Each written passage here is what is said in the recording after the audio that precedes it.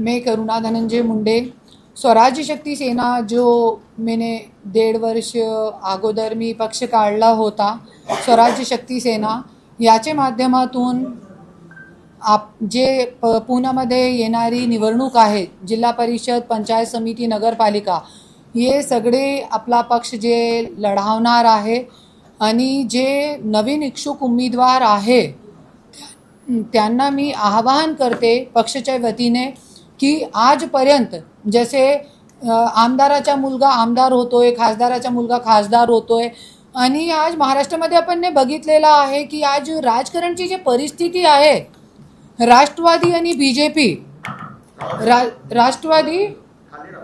राष्ट्रवादी आणि बीजेपी एक घरामध्ये बायको बीजेपीची आमदार आहे, तो नवरा राष्ट्रवादीचे खासदार आहे, असे पूर्ण खेळी मांडलेली आहे, ज्याच्यामध्ये कुठे ना कुठे आपल्याला दिसतोय की आज आपला महाराष्ट्र पूर्ण 80 वर्ष 100 वर्ष मागे आहे। आज लोकांचे मुद्दे कुठेही राहिलेले नाहीये।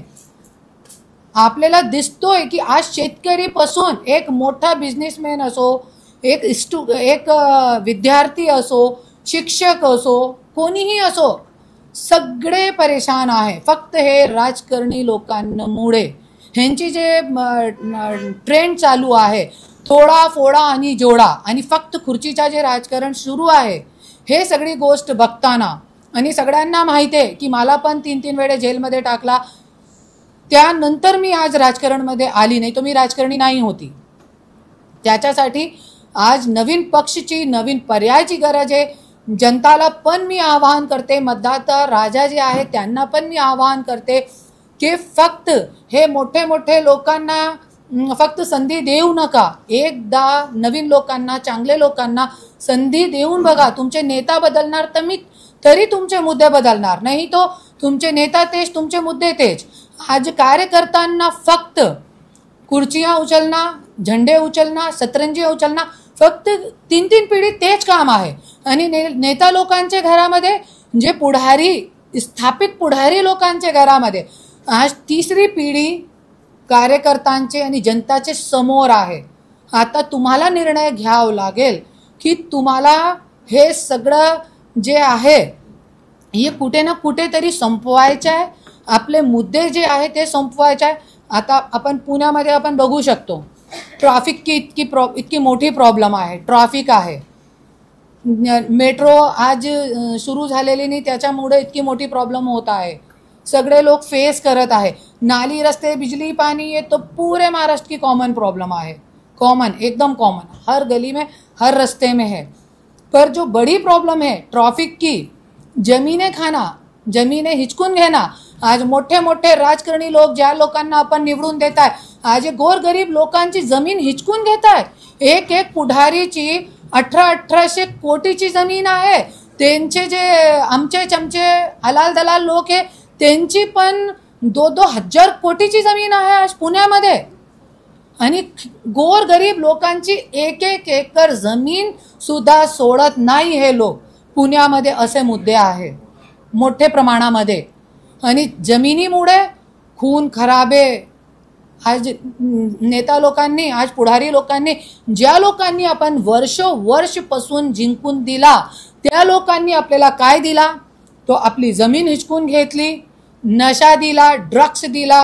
मी खुद एरवडामध्ये होती, 45 दिवस बघितला मी स्वतःच्या डोळ्यातून की काय अवस्था आहे पुण्याची। नशा दिलेला आहे, नशेची गोळ्या, व्हाईटनर आणि काय काय असतात, गुटखा पुटका जे असतात, मला तो जास्त माहिती नाही हे नशेची वस्तूचे बद्दल, तरी पण जे ड्रग्स इतना मोठे प्रमाणामध्ये येत आहे। अरे आज एक बिस्लरी की बॉटल जरी आपल्याला खरेदी करायची आहे तो आपण सिस्टममध्ये राहून आपल्याला खरेदी करावं लागते। कसं इतके शराब, नकली शराब, ये धंदे कोण चालवत आहे? हे नेता लोकांचे सगळे धंदे आहे। कला केंद्र ह्यांचे, दारूचे कारखाने ह्यांचे, फक्त आपले मुलाबाळांना ज्यांनी झेंडे उचलले, सतरंजी उचलली, त्यांना काय भेटलं? फक्त जे दारूचे कारखाने यांचे, पण पीने वाले जे हैं ते गोरगरीब लोकांचे मुलाबाळा. तर हे सगळी गोष्टी जरी संपवायच्या आहे आपल्याला पुण्यामध्ये, तो स्वराज्य शक्ती सेनाचे नवीन लोक उमेदवारी भरा आणि जनताला पण मी निवेदन करणार की तुम्ही लोक भी पण लोकांना, नवीन लोकांना संधी द्या, निवडून द्या. धन्यवाद. हां, निवडणूक का लढवी? क्योंकि इतके सारे मुद्दे आहे. आज सगळे जरी गप्प बसले, मी पण गप्प राहू शकत होती है ना, पण मी विचार केला ज्यावेळी मी बघितलं की इतके मोठ्या प्रमाणामध्ये इतका अन्याय अत्याचार सुरू झालेला आहे, त्या बघताना मी निर्णय घेतला की नाही, कोणातरी व्यक्तीला आज एक मोठा कदम उचलण्याची गरज आहे. त्याच्यासाठी निवडणूक लढण्याची पण गरज आहे. क्योंकि जरी सत्तामध्ये नाही आले चांगले लोक, तो कुठे करणार? समाजसेवी म्हणून तुम्ही काम करू शकत नाही हे महाराष्ट्र राज्यामध्ये आणि भारतामध्ये पण. क्योंकि हां, स्थानिक स्वराज्य निवडणूक जिती आहे, जिल्हा परिषद, पंचायत समिती, नगरपालिका, सगळे स्वराज्य शक्ती सेना पक्ष लढणार आहे. युतीची आता मीटिंग सुरू झालेली आहे माझी. आज मी मुंबईमध्ये जाणार आहे. इकडून पत्रकार परिषद घेतल्यानंतर मी मुंबईमध्ये जाणार आहे. माझी मीटिंग पण आहे 2-3 मोठे पक्षाचे सोबत. तो बहुतेक आमची जे शर्त आहे ते जरी पूर्ण झाली, जिथे जिथे आम्हाला तिकीट पाहिजे, क्योंकि आपला असंच नवीन पक्ष आहे आणि खूप संघर्षातून मी एकटी गेले 2 वर्षापासून सगळ्यांना माहीत आहे की मी लढत आहे एकटी. पण कसं तरी आज चान्स भेटलेला आपल्याला. तो जो आज आमचे जे कार्यकर्ते आहे, ये ज्यावेळी मी काहीच नाही होती, ज्यावेळी मी जेलमध्ये होती, 1.5 महिना हे लोक बाहेर बसत होते, तो हे लोकांना जिथे लढायचं आहे तिथे जरी तिकीट नाही भेटली तर आम्हाला काय कामाचा नाही आमचा पक्ष.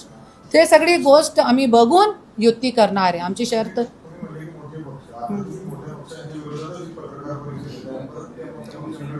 नाही, त्यांच्या विरोधात नाहीये, सगळे एकसारखे नाहीये, पण कोणी चांगले आहे, कोणी वाईट आहे.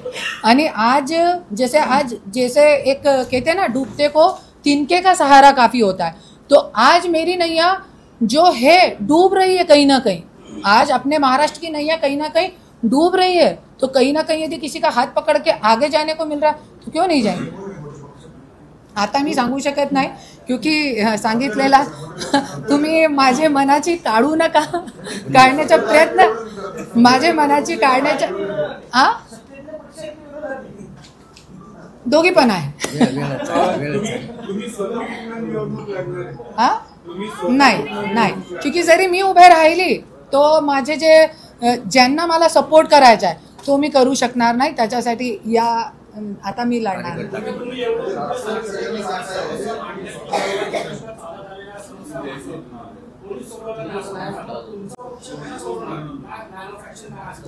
आपल्याकडे धमक आहे. सगळ्यांनी आज गेले 3 वर्षापासून माझं काम बघितलेलं आहे. एक पत्रकारांनी खूप चांगला विचारला होता मला 2 दिवस अगोदर औरंगाबाद आपल्या छत्रपती संभाजीनगरमध्ये की तुम्ही 5 असे मोठे काम सांगा आम्हाला जे लोक तुम्हाला तुमच्या उमेदवाराला निवडून देऊ. तो असे 5 आता गेले 3 वर्षामध्ये खूप मोठे मोठे काम असे केलेले आहे, मी स्वतः केलेले आहे की ज्याच्यामुळे आपल्याला लोकांना निवडून द्यावं लागेल.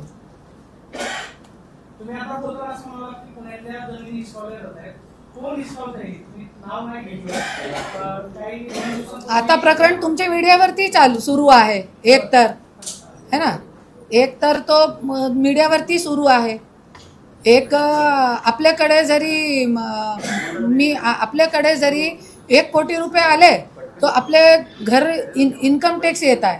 पर 1800 कोटी की जरी जमीन खरेदी केली एक युवा मुलगाने है ना, तो गृहमंत्रीचा असो तो कोणी विचारणारा नाहीये आणि 500 रुपये स्टॅम्प ड्युटी भरताय.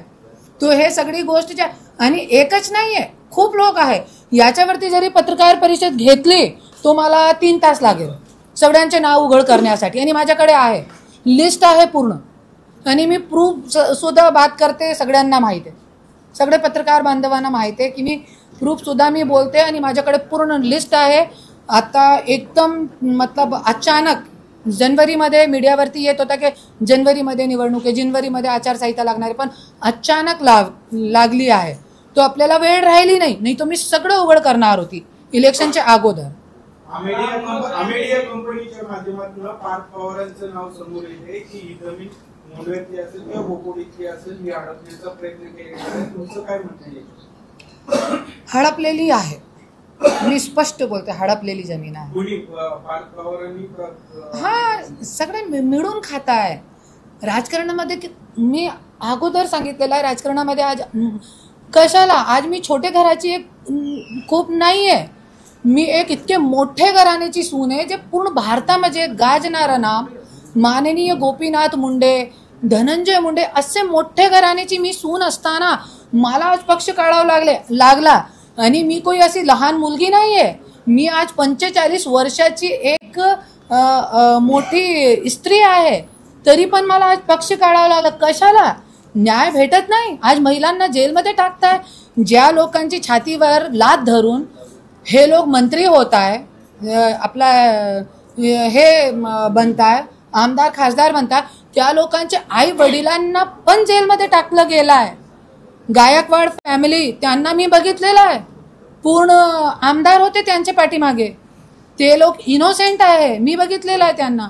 75 वर्षाची महिलाला तुम्ही जेलमध्ये टाकताय, त्यांचे 77 वर्षाचे पिताजीला तुम्ही जेलमध्ये टाकताय फक्त राजकारणचा गैरवापर करून.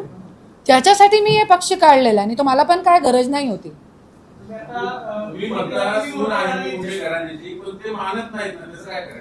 असू द्या ना, देखिए अभी यहाँ पर्दे लगे, सूरज दिख नहीं रहा है, सूरज दिख नहीं रहा है, पर इसका मतलब ये नहीं यहाँ पे बैठे वाले सब बोले कि नहीं सूरज नहीं है. तो ऐसा नहीं है कि सूरज का अस्तित्व नहीं है, कोर्ट ने मान्य करा है ना, किसी के मानने नहीं मानने से कुछ नहीं होता. सूरज का अस्तित्व है तो है, भले इस कमरे में पर्दे लगे हैं, सूरज नहीं दिख रहा तो इसका मतलब ये नहीं कि सूरज नहीं है. सूरज तो उग गया सुबह 6 बजे.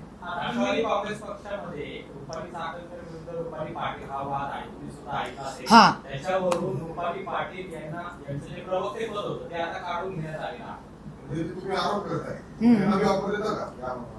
क्या कोणाला? नाही, असे लोकांची माझ्या पक्षामध्ये जगह नाहीच आहे. असे लोकांची माझ्या पक्षामध्ये जगत नाहीच आहे. क्योंकि रुपाली ठोंबरे पाटीलला मी आजपर्यंत कधीही एक महिलासाठी लढण्यासाठी मी बघितलेला नाही आहे. आणि ज्यावेळी मी येरवाडा जेलमध्ये होती त्यांचे नवऱ्यानी ते जे माझे नवऱ्याचा केस लढला होता आणि त्याच्यामध्ये मला 45 दिवस एट्रॉसिटी सारखे केसमध्ये माझी बेल होऊ दिली नाही होती. तो असे लोकांची मला गरज नाही आहे. आणि जे लोक स्वतः भांडताय ते कुठून दुसऱ्या लोकांना न्याय देऊ शकतात?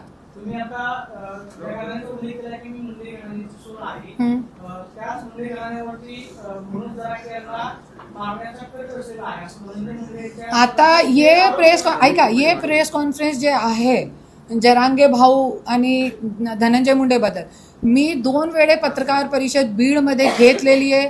पूर्ण माझे स्टेटमेंट जे आहे ते मीडियावरती गेलेले आहे. आणि आणखीन काय घ्यायचं आहे तो मी वेगळी पत्रकार परिषद घेऊन बोलणार. पण आता ये मी तुम्हाला पण मी हात जोडून विनंती करते, ज्या मुद्द्यावरती पत्रकार परिषद आहे ते इलॅबोरेट करा.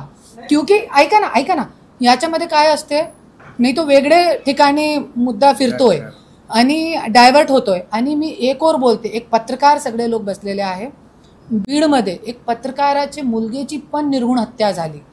ज्या वेळे मी संतावना भेट देणे गेली, 20 वर्षाचा मुलगा त्यांचा जन्मदिवस वाढदिवस होता त्या दिवशी, विचार करा. आणि फक्त त्या दिवशी 18 दिवस झाले होते. आणि आपल्यापर्यंत ये वेळ येऊ नये, पक्ष मैंने इसलिए नहीं खोला है कि टाइम पास के लिए और पब्लिसिटी के लिए नहीं. आता मी त्याच्याबद्दल काहीही बोलणार नाही, मी सांगितलेलं आहे अगोदर. तर आता मी माझे पक्षाबद्दल आहे हे, आणि मी इतकी लांबून मी आलेली आहे.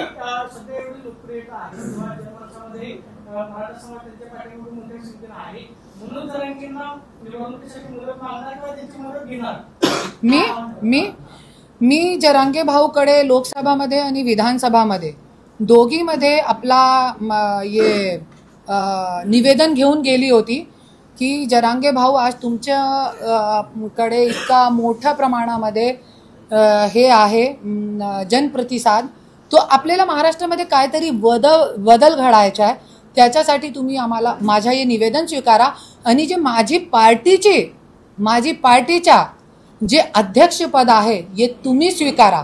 मला पार्टीमध्ये कोणत्याही पद नको आहे, मला पार्टीचे तिकीट नको. हे निवेदन माझे फेसबुकवरती टाकलेलं आहे, आमदारकीमध्ये पण लोकसभामध्ये पण.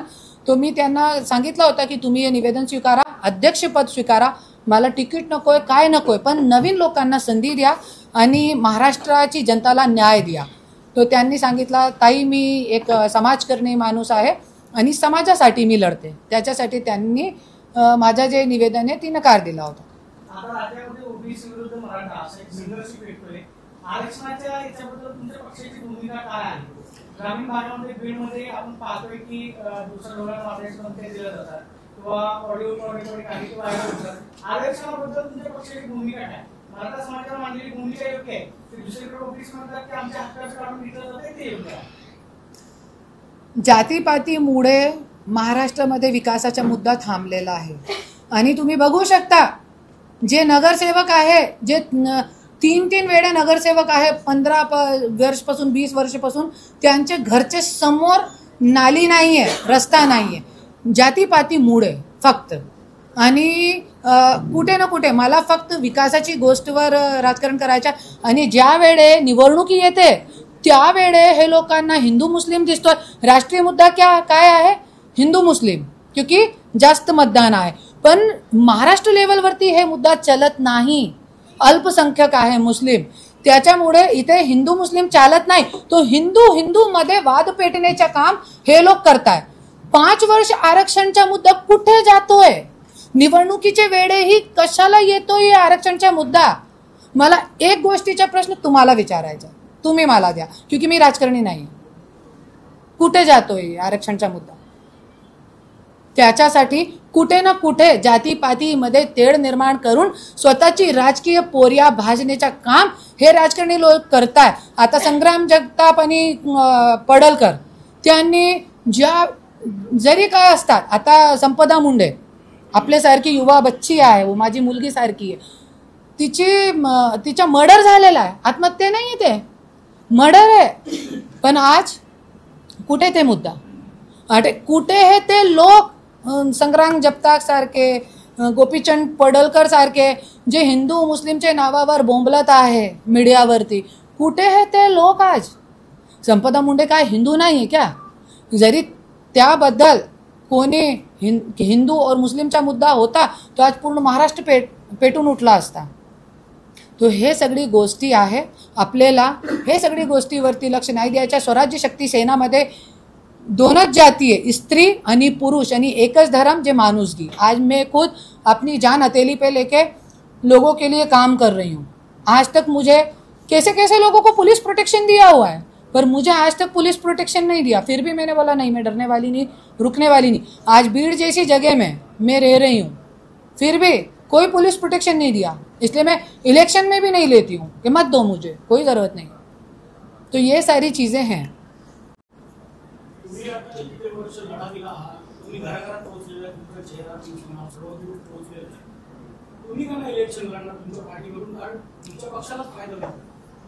जरी मी उभे राहिली भाऊ, तो आज आमचे जे लोक आहेत त्यांना कोण पाठबळ देणार? नाही, पण मी स्वतःवर लक्ष देणार ना, स्वतःवर लक्ष देणार मी. हे मुद्दा आहे.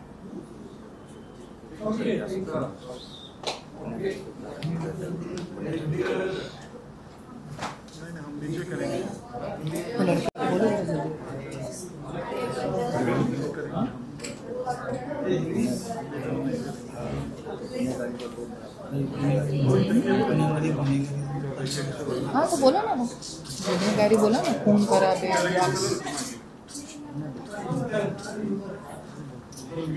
बोला ना.